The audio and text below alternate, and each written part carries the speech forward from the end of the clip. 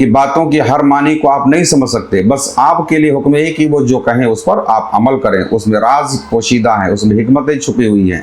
بسم اللہ الرحمن الرحیم۔ اللہم صلی وسلم علی سیدنا محمد وعلی آل سیدنا محمد کما تحب وترضى بأن تصلی علیہ صلی اللہ تعالی علیہ وسلم۔ بے ادب مرید، با ادب با نصیب، اور بے ادب کم نصیب۔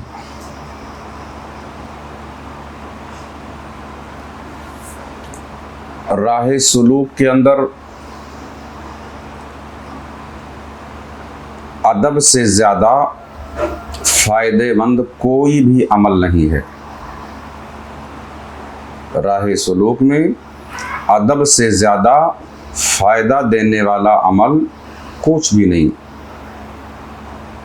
اور بے ادبی سے زیادہ نقصان پہنچانے والا کوئی عمل نہیں۔ یعنی اس راہ میں سب سے زیادہ اگر فائدہ مند کوئی عمل ہے تو وہ ہے ادب، اور سب سے زیادہ اگر کوئی نقصان دینے والی عمل ہے تو وہ ہے بے ادبی۔ یعنی بے ادبی سے زیادہ نقصان دینے والا کوئی کام اس راہ میں ہے ہی نہیں۔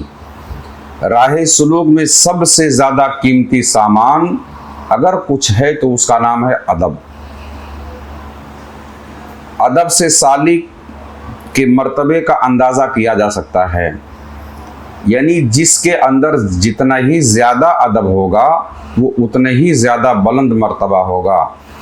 اب کسی کے مرتبے کا اندازہ آپ کو اس کے ادب سے ہی کیا جا سکتا ہے کہ جو جتنے ہی زیادہ ادب والا ہوگا اتنے ہی زیادہ بلند مرتبہ ہوگا۔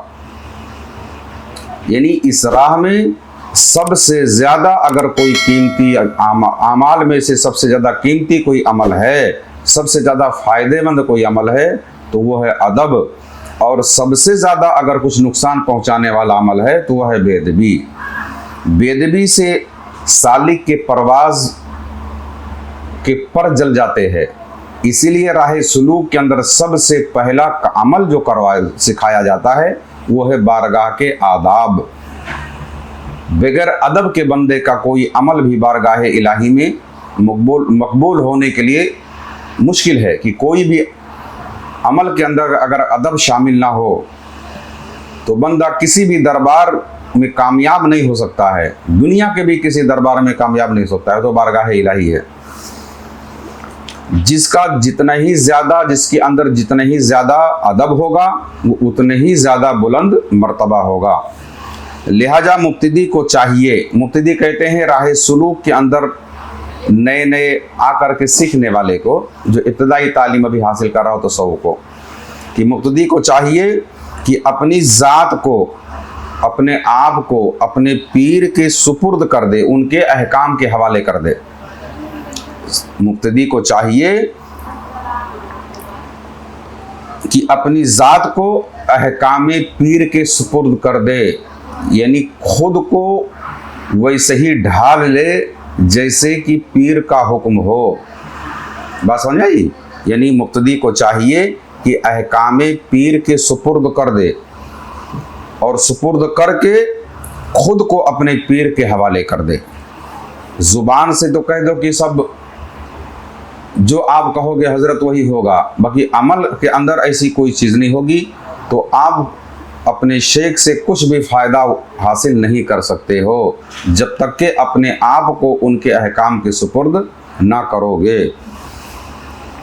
خود کو سپرد کرنے سے مراد یہ ہے کہ یعنی خود کو پیر کے حوالے کرنے کا مطلب یہ ہے کہ اپنی عقل سے کوئی چیز تولنے کی کوشش نہ کریں، ان کی باتوں کو اپنے عقل کے ترازو پہ نہ تولیں، ان کی باتوں کی ہر معنی کو آپ نہیں سمجھ سکتے، بس آپ کے لیے حکم ہے کہ وہ جو کہیں اس پر آپ عمل کریں، اس میں راز پوشیدہ ہیں، اس میں حکمتیں چھپی ہوئی ہیں۔ یعنی اپنے آپ کو ان کے احکام کے ہر سپرد کر دیں، جو کہیں آپ وہی کریں، اپنے مرضی سے کچھ بھی کام نہ کریں۔ دین یا دنیا کے دونوں معاملات اس میں شامل ہیں، تاکہ وہ نئی عبارت تحریر کر سکیں۔ اگر آپ کے اندر اپنی بھی چیزیں موجود ہیں آپ اپنی ہی فکر کے مطابق، اپنے ہی سوچ کے مطابق چلتے رہو گے تو جیسے اب تک کے چلتے رہو گے۔ اب آپ کی ان باتوں کے خلاف اگر شیخ کا کوئی حکم ہو کہ آپ کو ایسا کرنا ہے تو آپ پہلی والی کو ترک کر دو، یعنی پیر کی بارگاہ میں مکمل خالی ہو کر کے آؤ۔ یعنی پیالہ جب خالی رہے گا تو اس کے اندر جب کچھ ڈالیں گے تو اس میں رکے گا، جب پہلے سے ہی آپ بھرے بھرائے رہو گے تو آپ کے اندر ڈالنے سے وہ چھلک جائے گا۔ جب آپ پہلے سے ہی بھرے ہوئے ہو تو یہاں آنے کی ضرورت بھی کچھ نہیں ہوگی، ہے نا۔ جو شخص جس کے اندر خود ہی علم کا اس کا پیالہ بھرا ہوا ہے تو اب اور کیا سیکھنے آیا ہے نا۔ تو اس کا مطلب یہ ہوا کہ آپ آئیں تو اپنی تمام چیزوں کو بھلا بیٹھیں، اپنے دل کے، اپنے عقل کی کتاب کے اندر جتنی عبارتیں ہیں اس کو آپ مٹا دو تاکہ شیخ ایک نئی عبارت لکھ سکے۔ اس نئی عبارت کے لکھنے کے بعد ہی آپ کے اندر علم کی روشنی جلوہ گر ہوگی۔ اب پہلے سے ہی آپ کے اندر ایک کتاب ایک ڈائری لے لیجیے، یہ ڈائری ہے، اس کے اندر ایک مضمون میں نے لکھا ہوا ہے اور اسی کے اندر جو ہے ایک مضمون میں اور لکھنا شروع کر دوں تو نہ پہلے والی محفوظ رہ جائے گی نہ بعد والی سمجھ میں آئے گی، ہے نا۔ اس کا مطلب یہ ہوا کہ ایک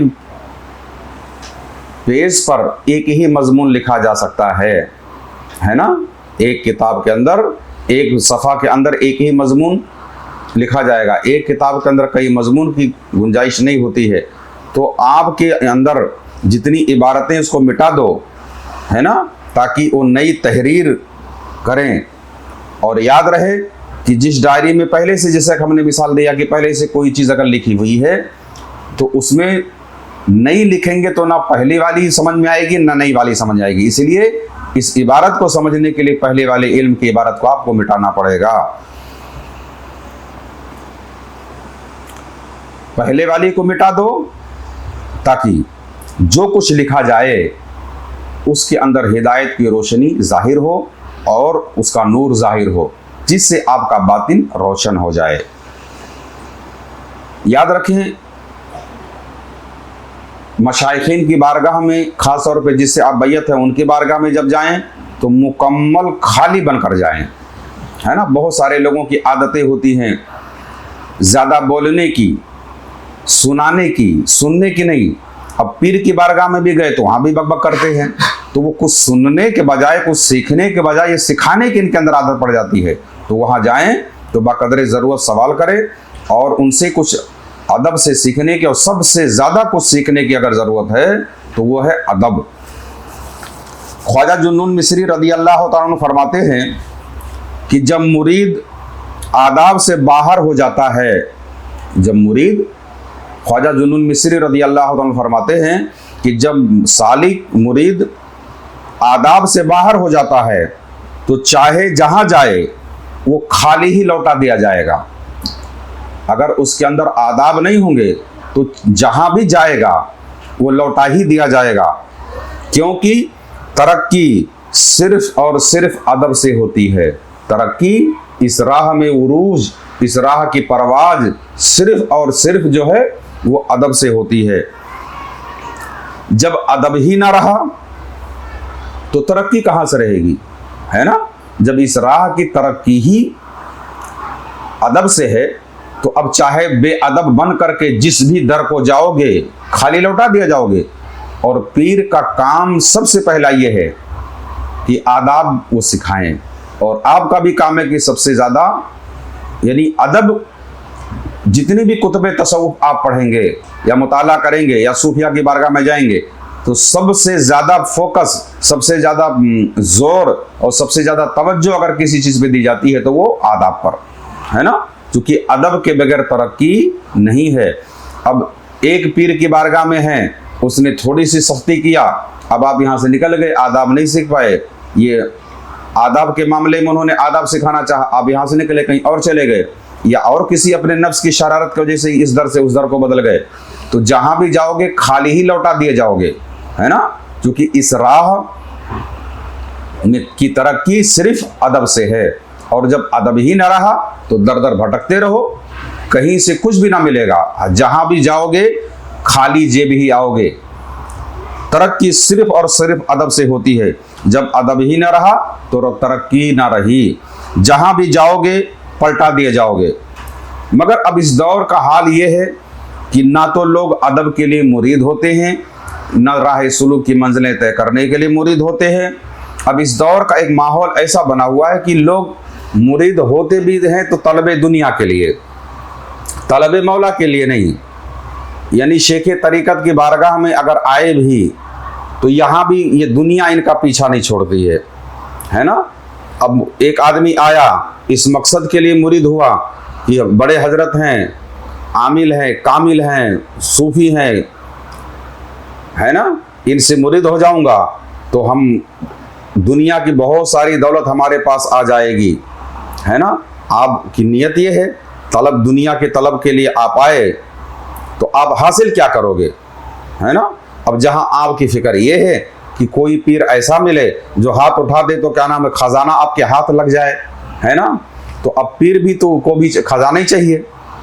جب آپ کی طلب یہ تھی کہ آپ آئے ہو ایسے پیر کی تلاش رہے ہو کہ اس کی دعاؤں سے آپ مالدار بن جاؤ، تو اب پیر کو بھی ایسے مرید کی ضرورت ہے کہ ایسا مرید آوے جو پہلے سے مالدار ہو۔ تو جیسا طلبگار ویسا دکاندار، جیسی آپ کی فرمائش تھی ویسی یہاں پر عطا ہوئی، ہے نا۔ تو یاد رکھیں کچھ تو اللہ اور اس کے رسول کے لیے کریں۔